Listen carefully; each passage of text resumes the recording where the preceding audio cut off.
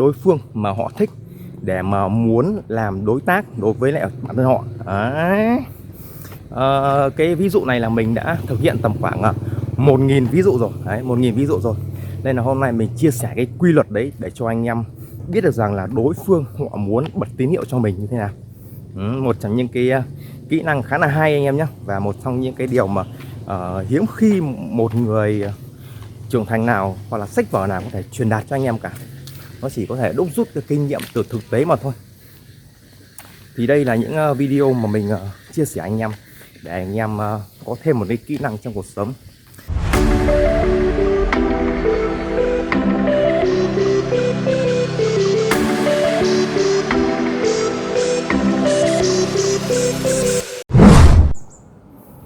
Xin chào anh em nhé. Và đây là một video về hướng dẫn anh em cách để hiểu một phần nào đó tính cách của phụ nữ nó phù hợp với lại văn hóa của người Việt Nam mình.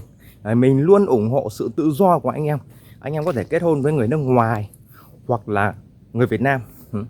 Nhưng mà thường thì con mình sinh ra thì mình sẽ nói tiếng mẹ đẻ sẽ rất là dễ hơn, bởi vì là nó sẽ tiếp xúc với lại mẹ là một người đầu tiên, hay bên cạnh chăm sóc, dỗ dành, cho ăn và hướng dẫn những cái điều đầu tiên về cuộc sống thì con của mình sẽ nói tiếng đấy. Nên là mình sẽ ưu tiên là về phụ nữ Việt Nam để anh em có thể kết hôn được với người Việt Nam nhiều hơn. Còn lại thì quyết định vẫn là anh em thôi, mình chỉ phân tích. Thì bước đầu tiên trong khi mà anh em đi tìm hiểu làm sao để biết rằng là đối phương họ sẽ bật tín hiệu cho mình, đúng không? Thì anh em cứ nghĩ đơn giản như này. Khi mà anh em bán một món hàng nào đó, ví dụ như là anh em bán bánh mì, thì em có để ý xem là các bà bán bánh mì hay có cái loa gì: bánh mì Sài Gòn thơm ngon đây, đúng không? Đấy. Hoặc là ai bánh khúc đây, đúng không? Thì họ sẽ có cái loa, họ bật lên sự chú ý đấy. Và mình muốn mua thì mình sẽ gọi họ lại và mình sẽ mua cái món hàng đấy. Đấy, ví dụ mua bánh mì hoặc là mua bánh khúc hay là mua tất cả cái đồ ăn. Khi mà họ rao như thế thì đấy là một trong những biện pháp gọi là gây sự chú ý. Đấy, gây sự chú ý anh em nhé. Thì về vấn đề tình cảm thì con gái họ có như vậy thôi. Đấy. Họ cũng sẽ bật cái sự chú ý, đấy, gọi là gây sự chú ý cho cái đối phương mà họ thích để mà muốn làm đối tác đối với lại bản thân họ. Đấy. Cái ví dụ này là mình đã thực hiện tầm khoảng 1.000 ví dụ rồi. Đấy, 1.000 ví dụ rồi. Nên là hôm nay mình chia sẻ cái quy luật đấy để cho anh em biết được rằng là đối phương họ muốn bật tín hiệu cho mình như thế nào. Một trong những cái kỹ năng khá là hay anh em nhé. Và một trong những cái điều mà hiếm khi một người trưởng thành nào hoặc là sách vở nào có thể truyền đạt cho anh em cả. Nó chỉ có thể đúc rút cái kinh nghiệm từ thực tế mà thôi. Thì đây là những video mà mình chia sẻ anh em để anh em có thêm một cái kỹ năng trong cuộc sống. Thì mình cụ thể khi mà anh em bước vào trong cái cửa hàng tiện lợi hay là trong siêu thị mà anh em gặp một cái đối tượng mà anh em thấy rất là hay, rất là thích, thì đầu tiên anh em sẽ phải quan sát và em sẽ phải ngắm nhìn xem mà đối tượng đấy có phù hợp với lại tiêu chí của mình hay không. Thì anh em sẽ có những cái cách như sau.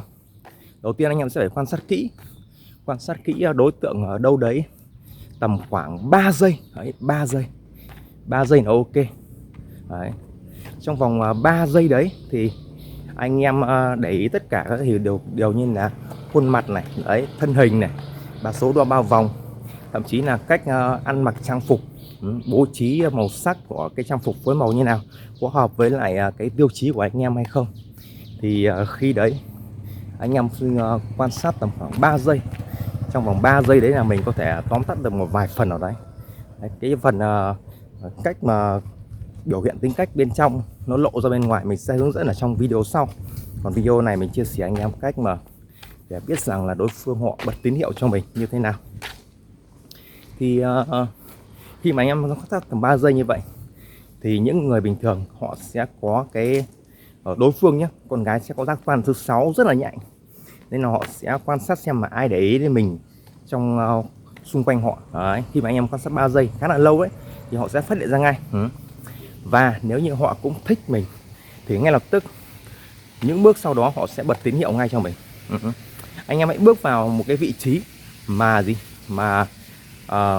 đối phương có thể xuất hiện ở trong tầm nhìn của mình.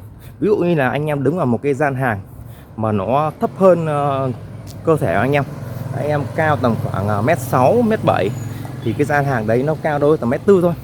Mình đứng lựa chọn đồ, hãy đứng lựa chọn đồ và đối phương có thể đi ở phía đối diện và xuất hiện ở phía đối diện. Đấy. Bước đầu tiên thì họ sẽ cũng quan sát anh em xem là ăn mặc như nào, cơ thể như nào và hình dáng như nào, thì họ sẽ đầu tiên họ có thể đứng bên cạnh. Đấy, đứng bên cạnh anh em nhé, đứng bên cạnh. Đôi khi họ sẽ làm những cái động tác rất là mạnh, ví dụ là đưa cái tay ra. Đấy, làm sao để anh em có thể nhìn thấy cái tay của họ, hoặc là họ có thể giả vờ đập bịch một cái, đập bom một cái đấy, và tạo ra tiếng động gây sự chú ý, giống như các bà hàng giao hàng khi mà bà ấy giao những cái món đồ của mình đấy, họ sẽ gây sự chú ý để anh em làm sao chú ý. Nếu như mà anh em không chú ý, họ sẽ tiếp tục là gì, bằng cách mạnh bạo hơn là họ sẽ đi đến xuất hiện ở phía anh em có thể quan sát được, tức là đối diện với anh em ấy, ở phía bên kia của gian hàng. Đấy.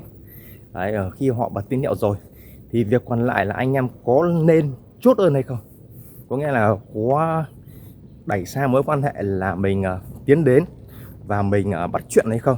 Đấy. Đấy là một trong những cách mà họ bật tín hiệu với anh em. Là họ sẽ xuất hiện ở trong tầm nhìn của anh em.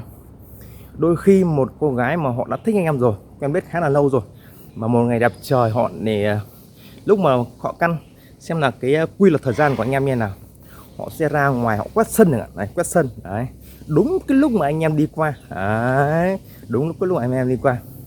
Hoặc là có một cách khác là họ sẽ mặc quần áo rất đẹp đấy, trang điểm đẹp và đi bộ đấy, đi bộ qua trước qua cái nơi mà anh em đứng đấy, qua cái nơi mà anh em đứng, họ xuất hiện ở đấy và họ đi qua đấy, cố gắng đi chậm đấy, chậm chậm.